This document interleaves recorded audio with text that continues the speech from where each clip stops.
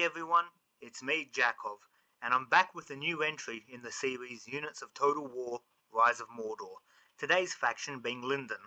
If you're new to the channel, in this series I look at a faction in the mod Rise of War for the game Total War Attila, the mod linked in the description, going over the history of the faction within the books and films of Tolkien's universe, before looking at the real-life civilizations that inspired them.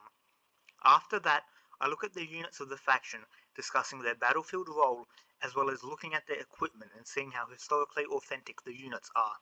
Before we begin looking at the faction, I do have to note that in the current state of the mod, it is quite unfinished and lacks most of its units, so this video will most likely be shorter than most of my other videos. Look at this video as more of a snapshot of what Lindon looks like at this current moment than what it will be like when the mod is completed. Now that you know what will be covered, let's look at the faction in question. Lindon is a region to the far west of Middle-earth, being all that remained of the ancient region of Beleriand after the War of the Wrath in the First Age. At the end of this cataclysm, and in the opening days of the Second Age, the great elf Gil-galad would found the kingdom of Lindon, ruling over many elves, especially the powerful high elves known as the Noldorin, and constructing the shipyard havens that would take elves to the Undying Lands. As the years went by, the Númenóreans would establish contact with Lindon, something that would come in handy for the Elven Kingdom when Sauron destroyed the neighbouring elven land of Eriador and proceeded to invade Lindon. Fighting alongside a Númenórean army, the Dark Lord was defeated for a time. However, once Númenor drowned beneath the waves, the threat of Sauron would steadily increase. In the final years of the Second Age, the War of the Last Alliance would occur, with the Elves of Lindon fighting alongside the Númenórean successor kingdoms of Gondor and Arnor, as well as the other smaller elven kingdoms, in an effort to defeat Sauron.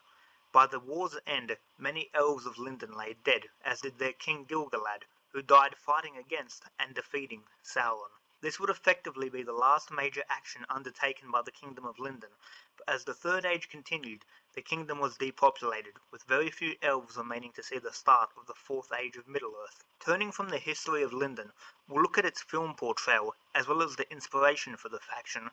In the films, Lindon is very much out of the limelight, only really being seen during the prologue of Fellowship of the Ring, where the golden-armoured elves of Lindon are shown fighting in the War of the Last Alliance, and during the final scenes of the film trilogy, where characters such as Frodo and Bilbo make the trip to the Grey Havens to cross the seas to the Undying Lands. In terms of civilizations that could have inspired Lindon, the one that comes closest for me is Britain. Lindon is a seafaring power who, while not colonial like the Númenóreans in universe or the British Empire, holds the position of the greatest kingdom amongst other elven kingdoms, much like Britain being the foremost empire among European states. Similar to Britain, Lindon's last hurrah was in a war against a powerful continental army invading other states, with Lindon fighting alongside allies who at the end of the conflict would supersede Lindon's position in the world, much like Britain at the end of World War II, losing its position as a premier nation on the global stage to be replaced by its allies, the United States and the Soviet Union. Having looked at Lindon as a faction, let's now turn to its battlefield units, which because they're so elite, have little in the way of numbers compared to other factions. We'll start off with one of two general units the faction has available to it, the Shipwright's Nobles, which I consider to be the better choice of general units. Just by looking, you can tell that it's a sword and shield infantry unit of elite elven warriors. In this case, elven warriors who guard the shipyards where the vessels to take elves to the Undying Lands are built, with the unit also serving as the personal bodyguards of Círdan the Shipwright. Looking closer at their equipment, each soldier appears to have crisscrossing bands of body armor for their torso, similar to those worn by the elves of Imladris, which, just like the Imladris armor, seems to be most likely to be inspired by Roman legionary Lorica Segmentata, segmented plate armor. That said, this armor has a more prominent single-piece breastplate protecting the chest than the armor of the Imladris troops. The breastplate itself is beautifully decorated, with what I'm assuming is silver inlay, something which was done in real life by extremely wealthy warriors who could afford to adorn their armor in such a fashion. Underneath this plate it seems they don't wear any more metal armor, however they do appear to have heavy fabric buff coats underneath, something which was done historically and brings to mind the situation in the 16th and 17th centuries, as infantry and cavalry slowly began to abandon pieces of armor in exchange for more speed and comfort as bullets capable of piercing armor became the norm. This buff coat also serves to protect the Shipwright's noble's legs. In addition to this, the unit also has metal pauldrons and vambraces, the vambraces being the more historical of the two because it lacks the spiky protrusions that the pauldrons have, something which wasn't done historically. Generally speaking, jagged and spiky weapons, shields, and armor tends to be far more on the side of fantasy than reality. Turning to the helmets, they look closest to a medieval barbute or an ancient Corinthian helmet, which makes sense given that barbutes were inspired by Corinthian helmets. The helmet is also decorated with silver, which makes sense for such an elite unit of nobles to have access to. However, the large bladed structure at the front of their helmet is not historically accurate. While helmet decoration is known, and it is debated over whether or not helmets with accessories saw limited combat, this structure is both an asset and a weakness for the unit, as in battle, it gives the enemy a handhold with which to rip the helmet off, which can have dire consequences. On the other hand, in the press of melee combat, having a sharp blade sticking out of your helmet facing the enemy could be quite useful, giving an elf the ability to headbutt an opponent with what's essentially a vertical dagger. A pretty cool design that sets the elves apart from the other races of Middle-earth, but nevertheless one that is quite ahistoric. Looking at their shield, it's similar to the one used by the elves of Imladris, except more ornately decorated with silver and with a large blue gem embedded in it. My main critiques of the shield are that 1. It appears to be fully made of metal, which was not done historically with shields of such a large size, both due to metalworking limitations and weight problems, and 2. That having such a highly decorated shield see frontline service isn't the best idea, as such equipment isn't made to suffer damage in battle compared to regular shields. In terms of inspiration for the shield, it seems most likely to be a cross between ancient Celtic shields, which were sometimes known for being decorated with precious metal, and with medieval kite shields, these shields having cutouts in their side that set them apart. For their weapon, the unit wields a saber that wouldn't look out of place in a collection of Indo-Persian weapons. The swords lack guards, which did occur historically, and closely resembles Hadafang, the sword used by Elrond and his daughter Arwen in the Peter Jackson films, a weapon that was created for the films. Finally, to complete their look, each elf in the unit has a decorated silver cloak. Turning to their officer, he is equipped identically to his troops. However, he lacks a helmet, which is a big no-no in battle. Looking at the unit, it plays the role of elite sword and shield troops, also being capable of being a general unit. That said, it's the only sword and shield unit that the faction currently has, so Lindon definitely has quality in that department, although quantity is lacking. As I said before, I consider this the better of the two general units that Lindon can field, and it's down to its equipment. Much like the White Hand Stormers in the Isengard faction, this unit combines the defensiveness of high-quality armor and shields with the effectiveness of swordsmen in melee. As such, the unit can withstand immense punishment, especially from archers, and deal out a significant amount in turn to opposing units.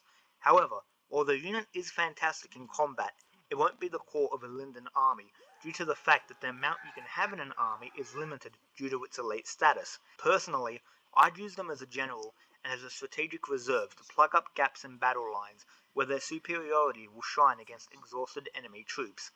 Definitely an amazing unit, and while it does have limitations such as a weakness to cavalry charges from the rear like all infantry, it still performs phenomenally. We'll now move on to the next unit in Lindon's roster, the only shock infantry the faction has available to it, the Noldorin swords.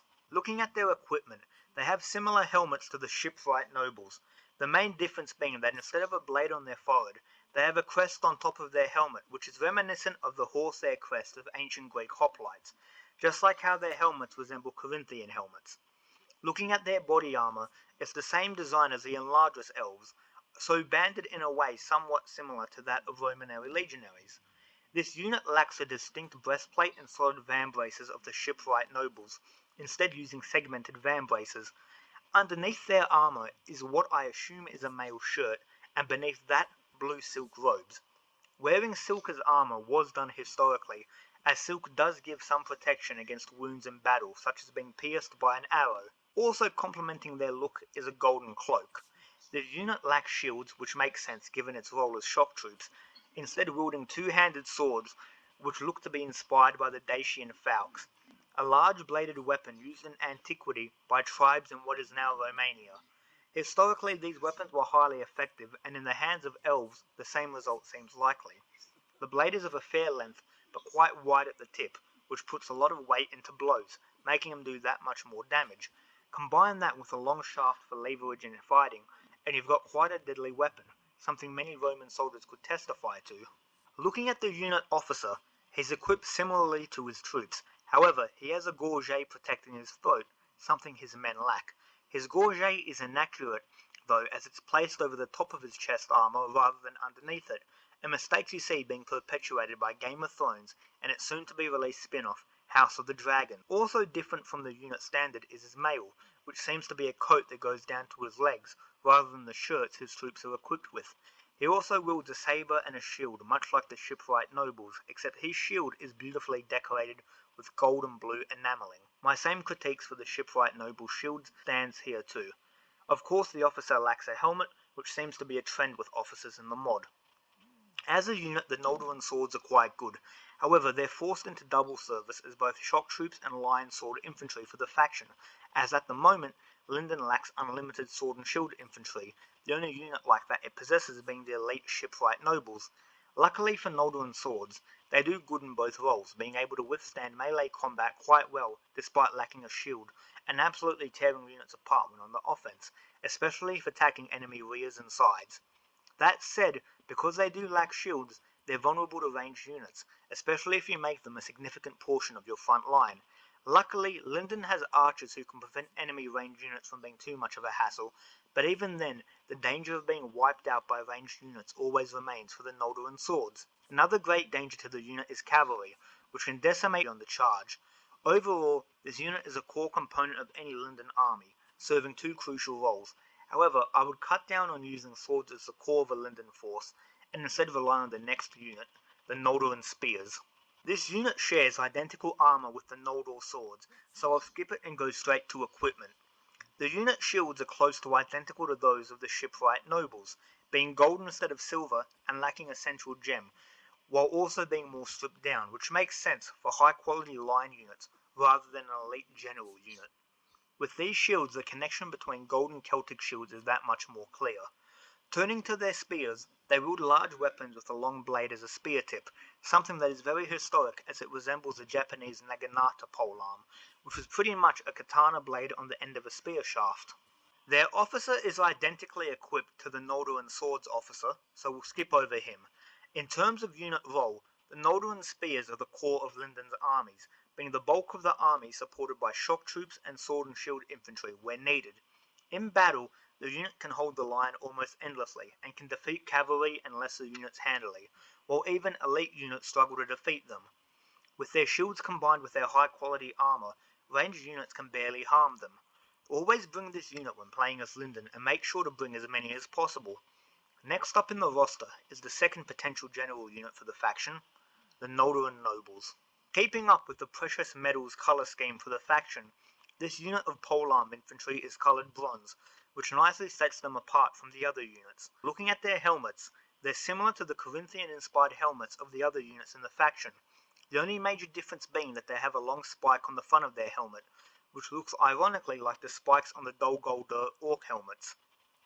The only real use I could see for this spike would be to gore enemies with it, and at that point it's a bit ridiculous to charge enemies head first, hoping to stab them with your helmet.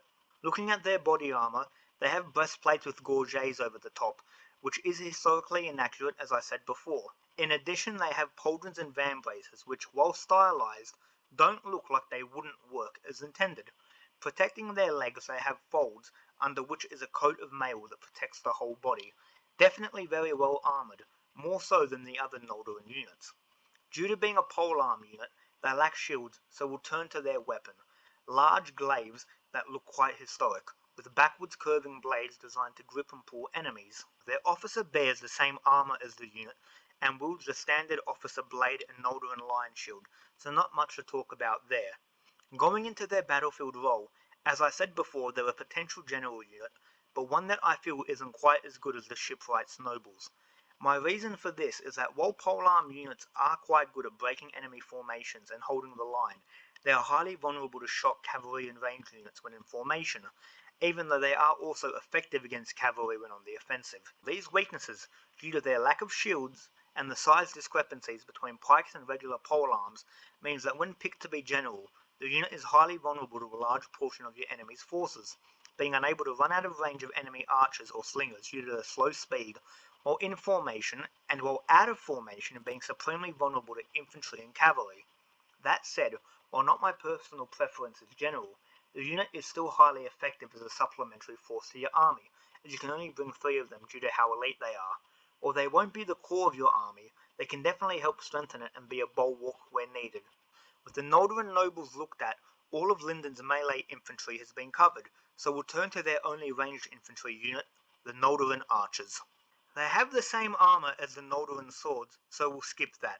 Needless to say, they're very well armored for archers. As archers, they obviously have bows, using what I would consider war bows. Not quite as massive as longbows, but still quite sizable weapons. Turning to their officer, he's a standard Noldorin officer, so we'll skip him. Looking at the unit's role, they're the archer force for Lindon, providing high quality ranged support to its armies.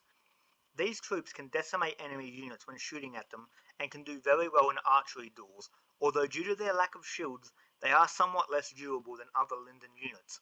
In melee, this unit performs well, swapping their bows for sabres. While they're not my first choice for frontline infantry, as support units, once they've run out of arrows, they're quite good, and can do quite a lot of damage when attacking the enemy from the rear or the flank. When playing as Lindon, these guys are a must, because without them, Lindon has no ranged cover at all. We'll now turn from archers to cavalry, looking at the Noldorin equestrians. While their horses are completely unadorned and unarmored, in terms of equipment and armor, this unit is pretty much mounted Noldorin spears, which makes sense given the unit is spear cavalry, not shock cavalry. This means that on the charge, this unit can't deal as much damage as true shock cavalry.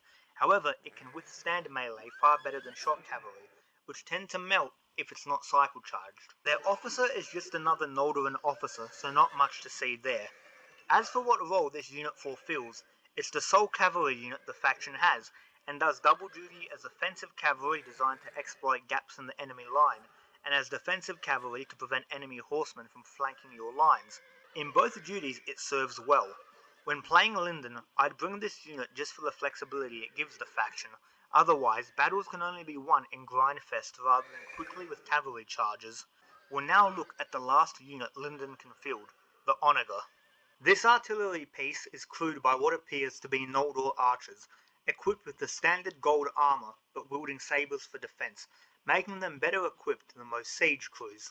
As for the Onagers themselves, they give Lindon's army siege capabilities, allowing its armies to destroy fortifications rather than take them by storm, something which is a real problem for the faction, as the low numbers of its units means that attacking enemy fortifications and outnumbering the defenders when doing so rarely occurs. Even so, Onagers tend to be fairly mediocre, being fielded by every faction we've looked at so far, and being outperformed by other siege units like trebuchets.